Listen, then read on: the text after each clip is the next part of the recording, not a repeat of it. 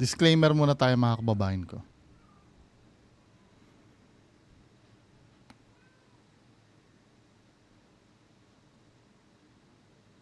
Okay na. So magandang gabi sa inyong lahat. So meron tayong pag-uusapan, no? May pag-uusapan tayong topic. Matagal na ito na nangyari. Ngayon, nahalukay ko lang yung order ng mga pangyayari. So, reakan natin mga kababayan ko. Ito yung babaeng sinaniban habang ini-interview. Kung naalala nyo yung dati. So, umattend siya dun sa program na Lunch Out Loud na sinaniban daw siya dun. Sinaniban din siya. So, play natin to mga kababayan ko. Out loud nung isang linggo.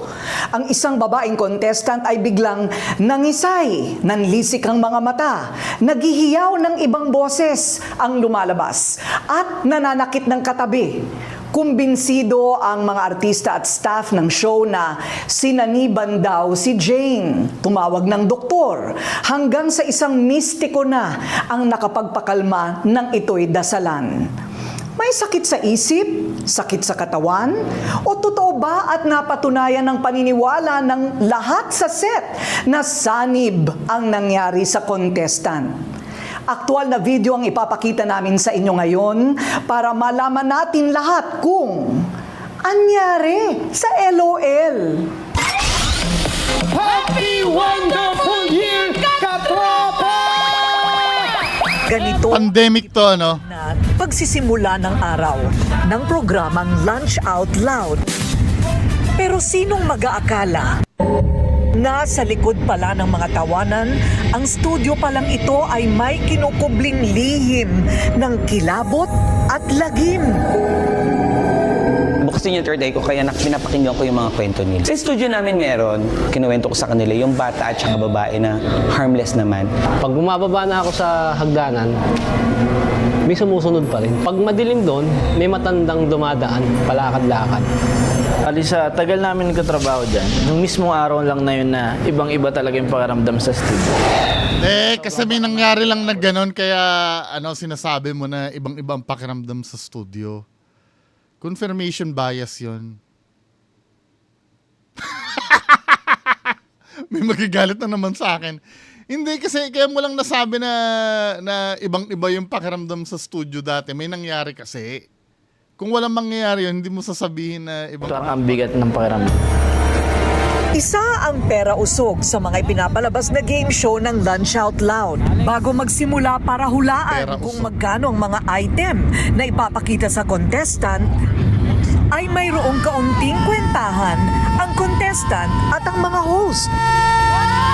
Safe naman talaga silang inahatid, tsaka sinusundo sila. Inaalagaan sila, libre yung pagkain, libre yung accommodation. Yung mga contestant coordinator namin ay talagang inaasikaso. Lahat ng kailangan nila binibigay. Isa si Jane sa mapalad na makakasali sa pera usog. Pero tila ibang elemento ang nakausog kay Jane pagdating sa set ng Lunch Out Loud. Ilang tao yung kumokontrol sa kanya. Hindi naman siya makontrol, lalo na nanilisik na yung mga mata niya. Bigla na lang Yung sinasabi na pag may sinasapian ay malakas, no? Sa akin kasi may mga senaryo na ganyan sa amin dati noon, 'di ba? Nagtatrabaho ako sa SM dati. Kahit walang evil, malakas eh. Kasi pag may mga nahuhuli sa aming shoplifter, lalo na yung babae, yung nagsha-shoplift ng mga lipstick, ng mga pag nahuli ng guard yun, 'di ba ang policy is ang policy is kailangan palabasin muna ng checkout counter, 'di ba?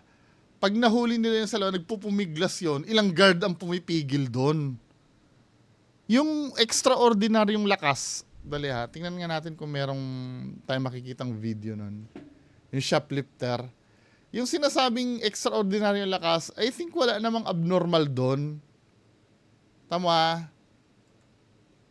Shoplifter. Tingnan kung may makikita ako.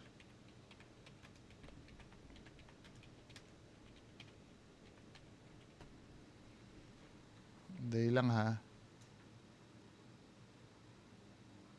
Hindi eh. Ang gusto ko yung ano yung habang may nag-viral nun dati eh. Na-content ko na yung dati, 'di ba, yung shoplifter na nahuli siya. Ang daming pumipigil sa kanya. Dahil nagpupumiglas si ate eh. Nagpupumiglas siya. Ang problema kasi noon, mga men, yung lakas na sinasabi yung dumoble ang lakas or ano, dulot nun yung adrenaline. Meron tayo nun, adrenaline. Yun yung nagbibigay sa atin ng lakas. Let's say halimbawa nasusunog yung bahay mo, wag naman po sana. Nasusunog yung bahay mo, nakakaya mo magbuhat ng ref. Dahil sa adrenaline rush yun. Yung talagang masyado kang hyper. Pag natatakot ka or may nangyari na mataas ang emosyon mo. Scientific naman yon. May tinatawag tayong adrenaline rush. Yun yung kaya mong tumalon sa building. Di ba napanood nyo yung napanood nyo yung kay Third Eye dati, kasama nila Boss Rino nung nasa Diplomat Hotel sila. Nung natakot si Third Eye, tumalon siya sa bintana, 'di ba? Or yun yung tinatawag na na adrenaline rush. Ayan adrenaline rush, also known as fight or flight response, is a rapid release of the hormone adrenaline or yung epinephrine into the bloodstream. Yung epinephrine yan din yung tinuturok sa puso eh. Pagka tumigil na yung yung tibok. 'Di ba? This surge prepares the body for a sudden stressful or dangerous situation. 'Di ba? Sa mental mo, feeling mo alerto ka, nag-change yung heart rate mo, mabilis kang huminga. Pag bumawi yan, let's say tapos na yung adrenaline, nag-wear off na, hinang-hina ka na niyan. Hindi hindi paranormal yon. Nangyayari yon pagka natataranta ka. Yung adrenaline, yung sinasabi nila na 3 tao yung pumipigil, malakas siya masyado. 'Di ba? Hindi, pwede naman dulot ng masamang espiritu, pwede. Pero kung sasabihin mo hindi nangyayari yon sa totoong buhay, hindi nangyayari yon sa normal na settings, nangyayari yon. Hindi mo pwedeng sabihin na kaya siya malakas dahil sinaniban siya. Nakasaksi na ako, shoplifting, ang liit ng babae. 3 guard yung kumakaladkad sa kanya papunta sa loob ng opisina dahil nagnakaw siya ng lipstick. Adrenaline rush niya yun eh. Nanakmal. Nakita ko na nanlilisik talaga yung mata niya. Tapos wala makapigil. Malakas talaga. Hindi na nagawang makasampa pa sa stage ni Jane dahil si Jane umano'y sinapian. O kala ko mayroon bang nabaksakan, kung mayroon bang nadisgrasya. So ang ginawa ko, pumunta ako sa likod, pero meron palang sinasapian sa likod. Nagsimula ng manlisik ang mga mata ni Jane. Sumisigaw na rin siya at nananakit ng mga staff.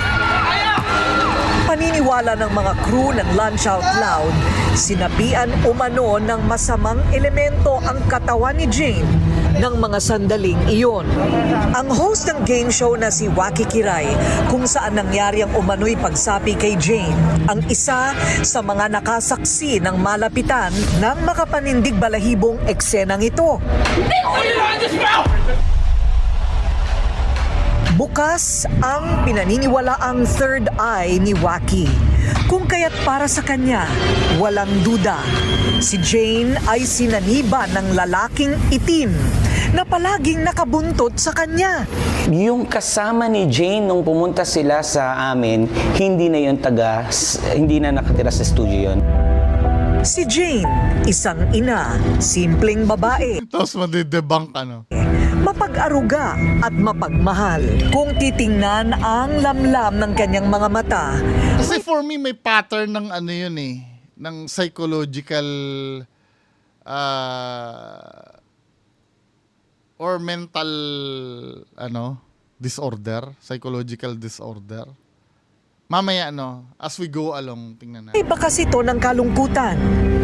Kung susuriin ang lalim ng kanyang mga tingin, may itinatago itong bagay na madilim.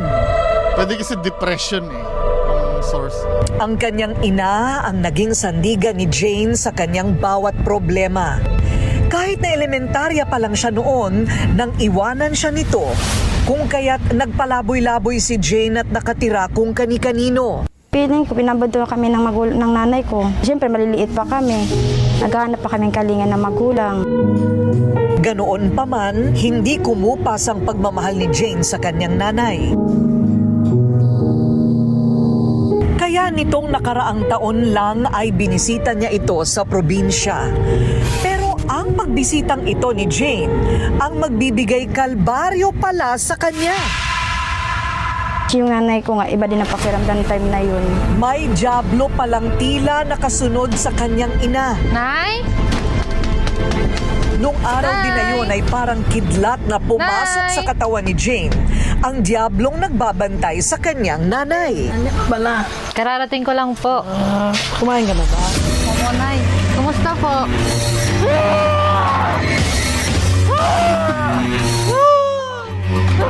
Forward na natin yan. I-skip na natin yung mga acting. Ni Jane, ayon sa kanya, nararamdaman niya ang presensya ng pinaniniwalaan niyang diablong itim sa loob ng kanyang katawan sa tuwing ito ay mangyayari sa kanya. Nagkagusto umano ang diablong itim kay Jane.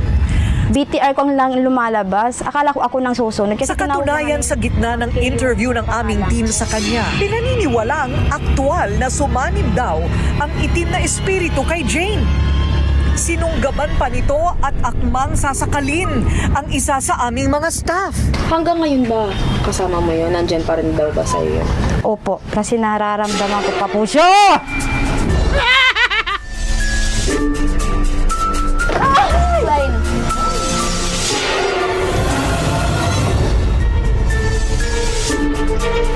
May control siya Sa gitna ng tensyon ay Parang pigil din siya sa ginagawa niya Kasi kung talagang sasakalin mo yon, dire-diretso ka dapat dun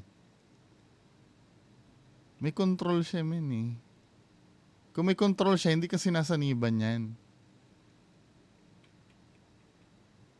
Anyway, kasi bigla siya nag-hesitate Siguro inisip niya, ay kruto, baka mamaya mademanda ako or masira yung interview ko, hindi matuloy. Diba? Kung, hindi, Sir Jan Sebas, nanonood ka ba sa akin? Diba, manggagamot ka? Pagka ganyan ba na sinaniban, or kahit sinong nagiging hesitant ba? Sa gitna ng tensyon ay naglakas loob kaming tanungin kung sino nga ba ang nasa loob ng katawan ni Jane. Ngayon po, sino po yung kausap mo? Diablo! Nakakaramdam At nang tanungin ng aming staff kung bakit si Jane ang kanyang napiling saniban. Bakit ka pumapasok sa kanya? Mahal ko si Jane! Bakit si Jane yung pinili mo? Talaga na interview nila yung Diablo no? Bullshit. Mabait si Jane! Inaapi siya! Inaapi lagi siya! Kahit anong gawin nyo! Akin lang siya! Baka kasi ito si Jane, Lumaki siguro siyang binubuli. Kumbaga parang expression niya yan, way niya yan para i-express yung galit niya. Hindi Pati yan? Gumaganyan siya? ito ang unang beses na sinapian si Jane. Nagkakrabok siya? Ginagaya mo yung sa exorcist man Yan ganyan Hindi ito ang Ito Ito yung nakikita ko dito. Kaninong cellphone ito na gamit?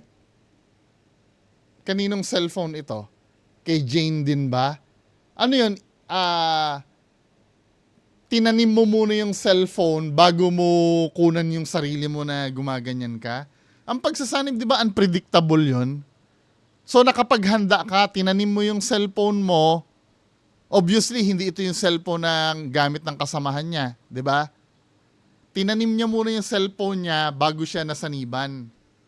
Na nagpe-play ng recording. Saktong-sakto. May red flag ito. Hindi ito ang unang beses na sinapian si Jane. Ayun, courtesy kay Jane Civico. Ay, sorry.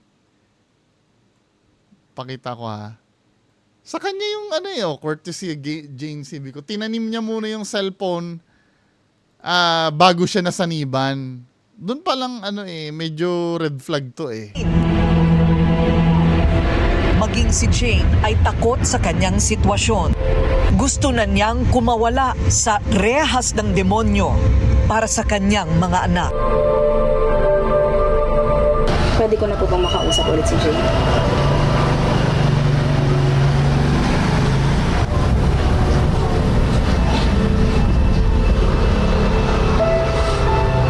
Feeling ko may depression to eh.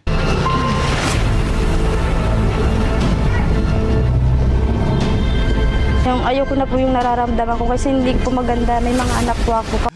Parang switch lang no? Jane ka na uli. Kawawa ang mga anak ko. Sa kagustuhan na rin ni Jane, ay dinala namin siya kay Father Jojo Cerudo, isang kilalang practicing exorcist. Pero hindi pa man din nakakapasok si Jane sa loob ng simbahan, ito na ang eksenang tumambad sa amin.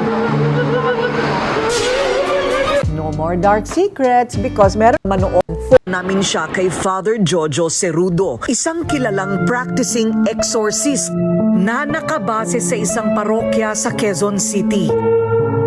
Pero hindi pa man din nakakapasok si Jane sa loob ng simbahan, ito na ang eksenang tumambad sa amin. Ayoko na naman! Ayoko na! Hindi na makukuha ko yan, Ate Jane! Ate Jane, kuya mo! Kukunin ko si Jane! Tulungan niyo ako! Pero Ito lang yung sinasaniba na hindi damaging yung may care siya sa paligid niya. sinubukan ng aming staff na ipasok siya sa loob upang masuri ng pari. Malakas, matapang, at lumalaban daw ang Diablo. Pero sa bandang huli ay sumuko rin umano ito. Ayoko na! Ayoko na! Ayoko na! Ayoko na! Kumbinsido naman si Father Sinamumog. Cerudo na sanib nga ang nangyari kay Jane. Dahil sa mga sintomas na mismong siya ang nakakita. Kung napapansin mo, nung nagkikwento siya, bigla siya nagwala. Bukas ang mata niya. Pero puti ang mata. Walang itim. Kahit ako din naman kaya kong gawin yung father naman. Yung ganyan, di ba?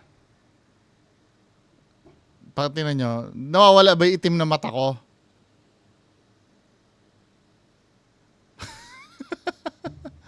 Father naman, ang babaw naman ng ni father. Nag-roll up yung mata niya. Which means she was in a trance. So hindi siya imaginary demon. Bukas yung mata, kita ko eh. Pero walang itim. Panay puti. Ay, ko daw so nakita ko puti eh.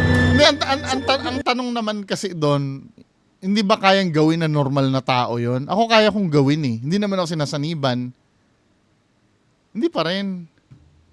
Usap nila ni Father Cerudo ay lumalabas na dala ng matinding galit niya sa kanyang ina ang nangyayari sa kanya ngayon.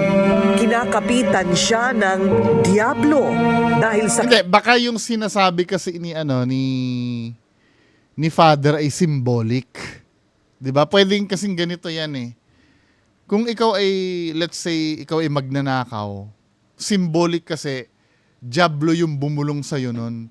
Hindi literal na binulungan ka ng Diablo. Kumbaga, demonyo yung nagtulak sa'yo para ka gumawa ng masamang bagay.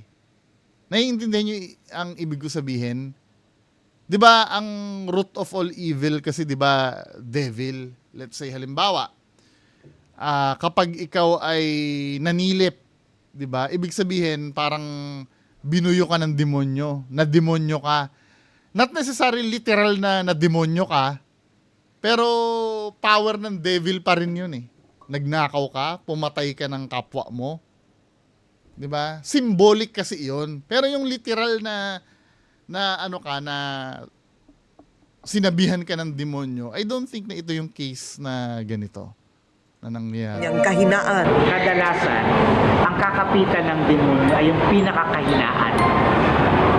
Diba? Symbolic yung sinasabi ni Father eh. Case, it is yung trauma, yung psychological na Psychological. ang loob niya. May galit siya.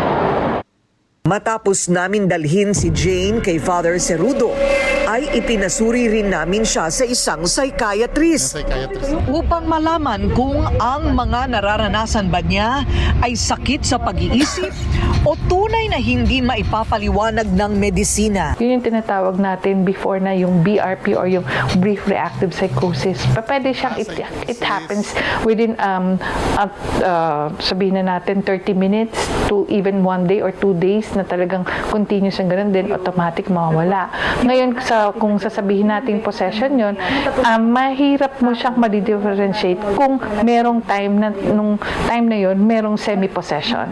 Ibig sabihin, yung sa sobrang galit mo, syempre hated yun eh. So, pwedeng, nasasaniban ka na ng masamang yung galit. Walang semi. It's either sinaniban ka ng full or hindi.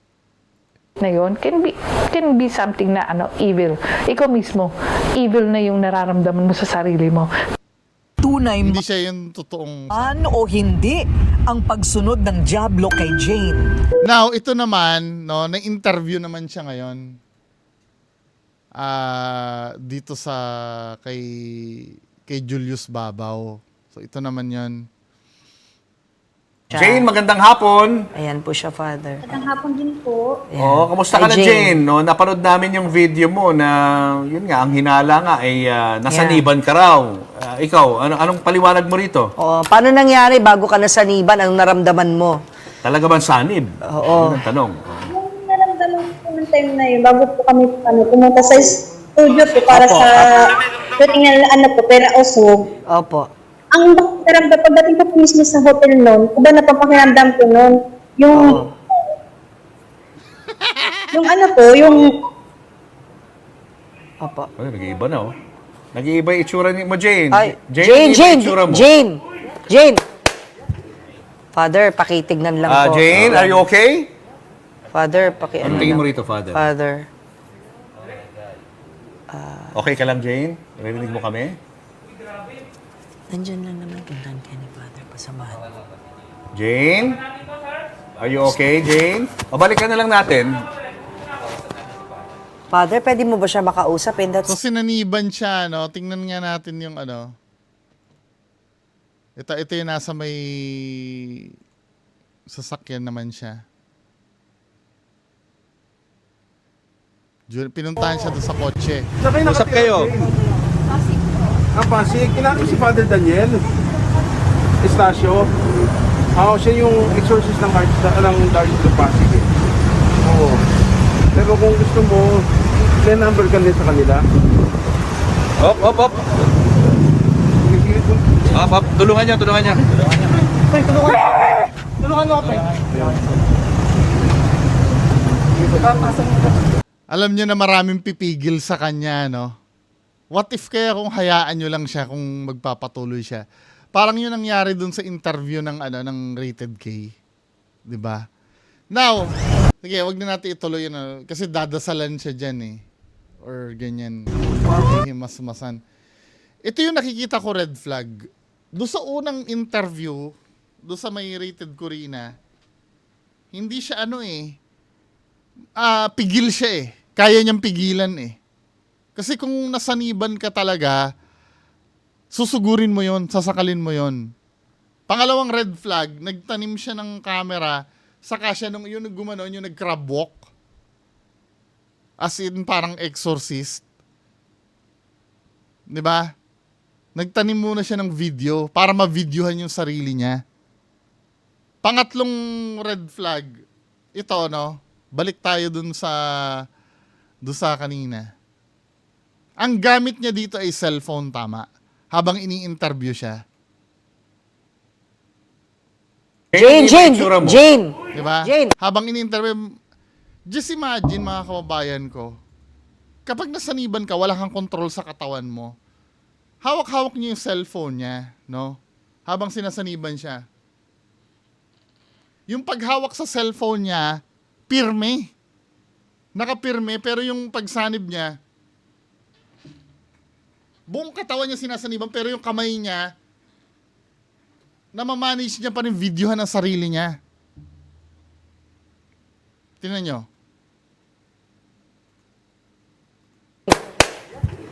Father, pakitignan lang po. Jane, are you okay? Father, Ang tingin mo rito, Father? Father. Diba, doon palang bullshit na to, min eh. Parang mas pabor ako na may psychological problem to kesa sa, ano. Again ha, pero kung ang paniniwala nyo, sinasaniban yan, go ahead, paniwalaan nyo. I-ignore nyo yung mga red flag na sinabi ko. Yun lang, magandang gabi sa inyo lahat, bye-bye.